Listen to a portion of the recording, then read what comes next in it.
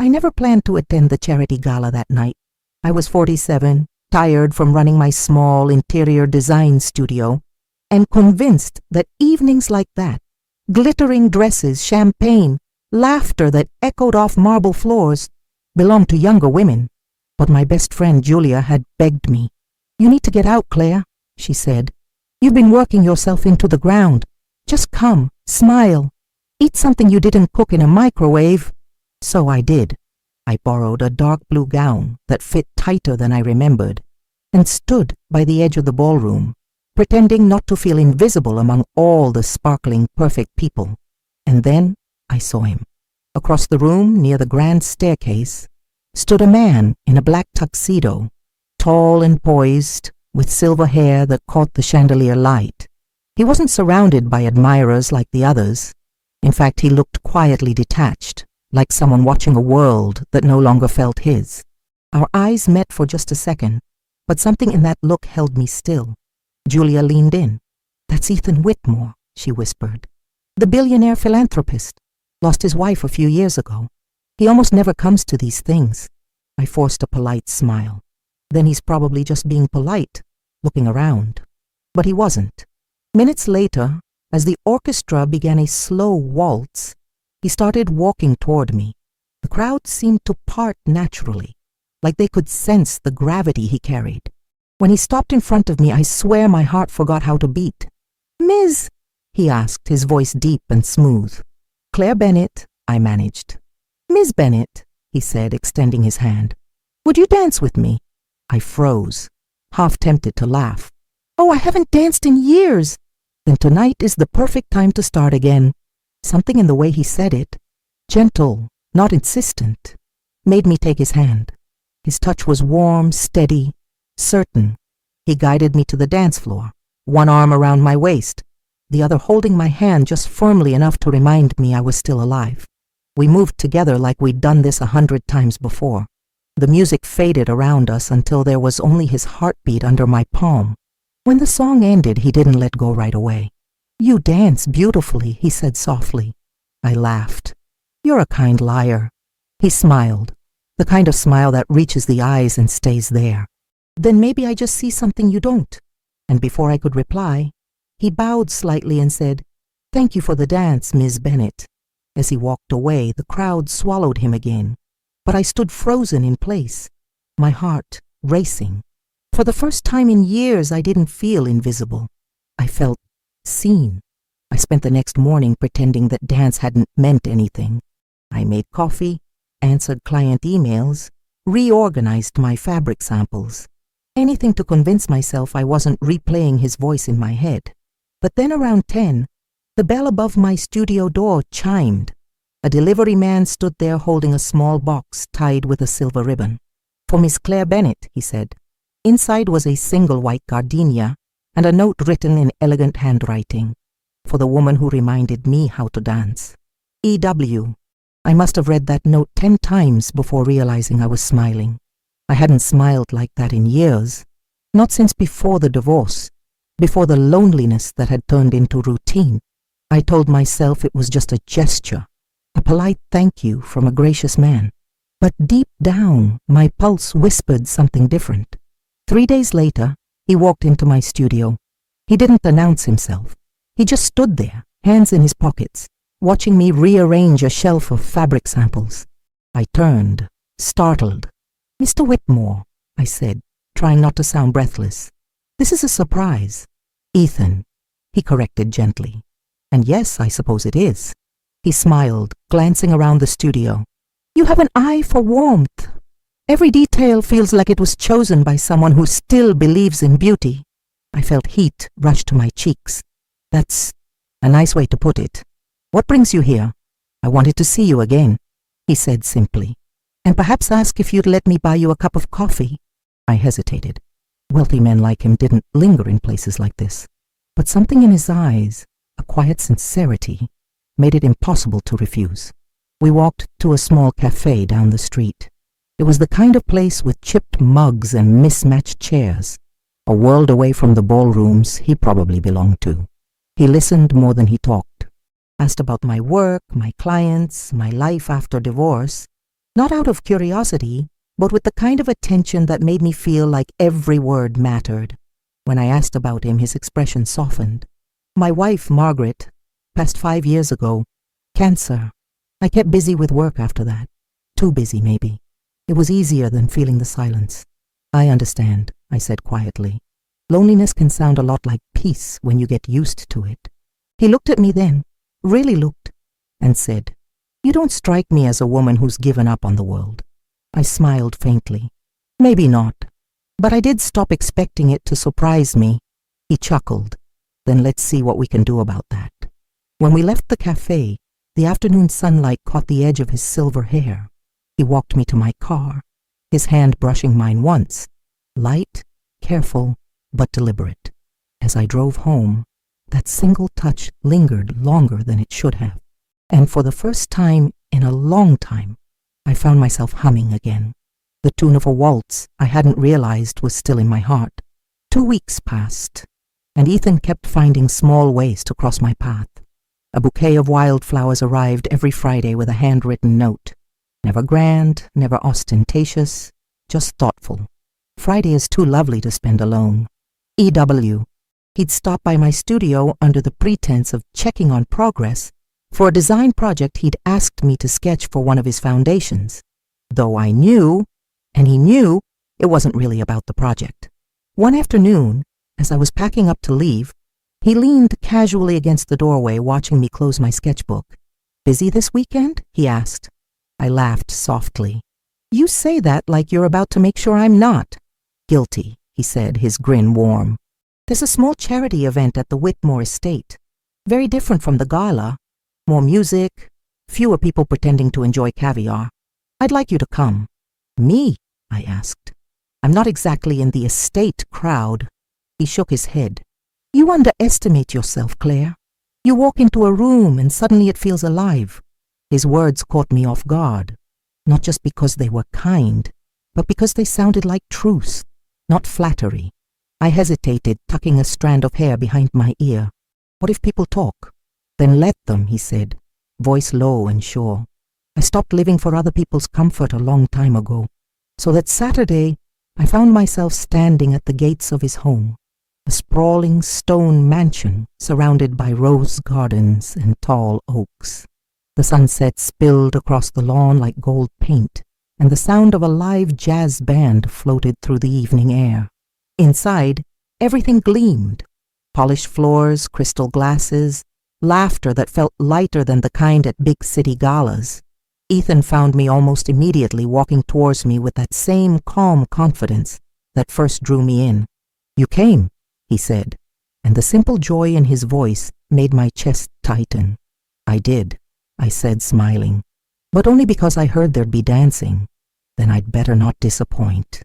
As the night went on, we drifted between laughter and soft conversations. He introduced me to his friends, not as a guest or an acquaintance, but as Claire, just Claire. When the band slowed to a soft melody, he offered his hand again, just like that first night. "Would you?" he asked. I placed my hand in his. His touch was familiar now, but still made my pulse quicken. As we moved together across the terrace, the scent of roses and the distant hum of music surrounded us. "This feels dangerous," I whispered. "In what way?" "In the way that makes you forget how lonely you were before." He smiled faintly, eyes soft. "Then maybe danger's exactly what we both needed." We danced until the stars took the place of chandeliers, and when he finally walked me to my car, he didn't kiss me. He just said, "Good night, Claire," in that deep, steady voice, the kind that makes a woman feel safe enough to dream again. And that night, I did. After that night, Ethan and I began to orbit each other in a rhythm that felt both natural and terrifying. Coffee on Wednesdays, late walks on Saturdays, quiet dinners where the pauses between words said more than the words themselves. But the closer he got, the more I felt an old, familiar instinct rising inside me, the need to pull away before someone else did it first. One evening, after he'd dropped me off at my studio, he lingered by the car door. "You always look like you're halfway out the door," he said softly. I laughed, a little too quickly. "Old habits. I'm used to things not lasting. He tilted his head, studying me. Who taught you that? I hesitated. My ex-husband. Maybe life itself. He nodded slowly. Then maybe it's time for new teachers. His words stayed with me, echoing long after I went inside. I wanted to believe him, but believing meant risking the heartbreak I'd already survived once. A few days later, Julia showed up at my studio with a grin that said, I know something. Tell me it's true, she said. You and Ethan Whitmore. I froze. It's not what you think. She smirked. It's exactly what I think. The man looks at you like you hung the moon, Claire. Don't you dare run from that. I tried to play it off, but my heart was already tangled in him. That weekend, Ethan invited me to his estate again. Just the two of us this time. When I arrived, the house felt different, quieter. There were no guests, no laughter, just soft piano music drifting from the library. He stood by the grand piano, sleeves rolled up, his fingers idly touching the keys. I used to play with Margaret, he said without looking up. We weren't good, but we tried. There was grief in his smile, not sharp, but softened by time. I miss her, he continued. But missing her doesn't mean I don't see you, Claire. You should know that. For a moment I couldn't speak. The honesty in his voice stripped me bare. I stepped closer. I don't want to compete with a ghost, Ethan. You're not, he said simply. You're reminding me I'm still alive. He reached out then, his hand brushing my cheek, and I felt my defenses crumble. I'd spent years hiding behind independence, behind the safety of solitude. But with him, it felt safe to be seen again. Flaws, scars, and all. He didn't kiss me that night. Instead, we sat by the piano, talking until dawn, about love, loss, and the strange grace of finding someone when you'd already stopped looking. When I left that morning, the sunrise poured through his windows like hope itself. For the first time in decades, I wasn't afraid of what might come next. By summer, people had started talking. It began as whispers, a woman in her late 40s seen with Ethan Whitmore, the billionaire widower. The papers wrote about it like it was scandal, as if age or circumstance made love an offense. I tried to laugh it off, but one morning, a reporter showed up outside my studio. Cameras, questions, the flash of curiosity that felt like intrusion. Miss Bennett, are you and Mr. Whitmore engaged? Is it true you met at a gala? Do you think he's moved on too soon after his wife's passing? I closed the door, my hands shaking. That evening, I called Ethan. They're harassing me, I said, trying to steady my voice. They're digging into my life, my clients. I'll handle it, he said calmly. I don't want you to handle it, I snapped. I just want them to stop. There was a long pause before he said quietly, You're angry because this scares you. He was right. It did. I'd built my life on quietness, small circles, safe boundaries. And now, suddenly, I was the subject of headlines. When I finally saw him again, he didn't greet me with flowers or that familiar smile. Instead, he said, Come with me. He drove us to the edge of the city, where a tall glass building reflected the sky like a mirror. At the top floor, a ballroom waited, empty, silent, the same kind of place where we'd first met. I frowned. Ethan, what are we doing here? He walked over to the piano and pressed play on a small speaker. The same waltz from the gala began to fill the room. He turned to me, eyes soft. Let them talk, Claire. Let them misunderstand. But don't let them make you small again. I swallowed hard. People think I'm after your money, and I think you're after peace, he said, stepping closer. That's far rarer. He reached for my hand, and this time, I didn't resist. The music swelled and he pulled me close, his touch sure, familiar, grounding. As we moved, the city glittered below us, endless and alive. I could feel the rhythm of his heartbeat against mine, steady and real. He leaned in, his voice low against my ear. You know, the night I met you, I thought I was done with love. I thought I'd already danced my last song. I looked up at him, tears warming my eyes. And now? Now, he whispered. I realize I was just waiting for you. The music slowed. His hand brushed my jaw. his thumb tracing the line of my cheek. And this time, when he kissed me, it wasn't tentative. It was the kind of kiss that erases years of loneliness in one breath. Outside, the city buzzed with stories and judgment and noise. But in that room, it was just us. Two people who had lived enough life to know that love doesn't come when you're ready. It comes when your heart finally dares to be seen again. 6 months later, I woke up to sunlight spilling through Ethan's kitchen window, the smell of fresh coffee filling the air. The house, once cold and echoing, now felt lived in. A vase of flowers on the counter, my reading glasses by the sink, a half-finished crossword puzzle between us from the night before. He was sitting at the table barefoot, reading the paper. When he looked up and smiled, that quiet, knowing smile, it hit me again. I hadn't just found love, I'd found home. I walked over and kissed his temple. "Morning, Mr. Whitmore." He chuckled. "You know, you still say that like I'm someone important." "You are," I said softly. "To me." That afternoon, we hosted a charity event together at the estate, the same terrace where he'd first asked me to dance. Only this time, it wasn't a ballroom filled with strangers. It was children from the foundation he funded, artists, teachers, people rebuilding their lives. As I moved through the crowd, I caught snippets of their laughter, the clinking of glasses, the music weaving through the garden. Every detail I had helped design, the lights, the colors, the warmth, reflected what we'd both found again. Ethan appeared beside me, offering his hand. "They're asking for one last dance before the night's over," he said. I smiled. "Are you sure you can still keep up?" He grinned. "Only one way to find out." We stepped onto the terrace, the night air cool and fragrant with roses. The band began to play that same waltz, our song. The guests watched from a distance as he guided me into the rhythm, slow and steady. It wasn't a grand, perfect dance, like in the movies. It was simple, real. Two people who had lived through loss, found each other, and chosen to keep moving anyway.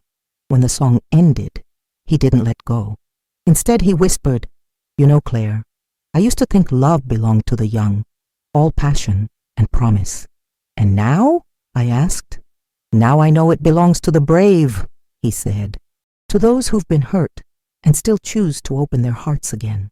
I smiled, resting my head against his chest as the crowd clapped softly. "Then I guess we're both brave." Later that night, after everyone had gone and the house was quiet again, we sat on the terrace watching the stars. His hand found mine, fingers intertwining with a kind of peace I hadn't felt in decades. I looked at him and said, "Do you ever think about that first night? At the gala?" He smiled. "Every day. That's the night I stopped surviving and started living again." The crickets sang, the candles flickered low, and in that stillness, I realized something simple and profound. Love doesn't fade with age. It deepens, becomes more deliberate, more sacred. When Ethan stood and offered his hand one last time, I laughed softly. "Again?" "Always," he said. And as he pulled me into that quiet, graceful dance under the stars, I thought, maybe we're never too old for love. We just have to be willing to let it find us.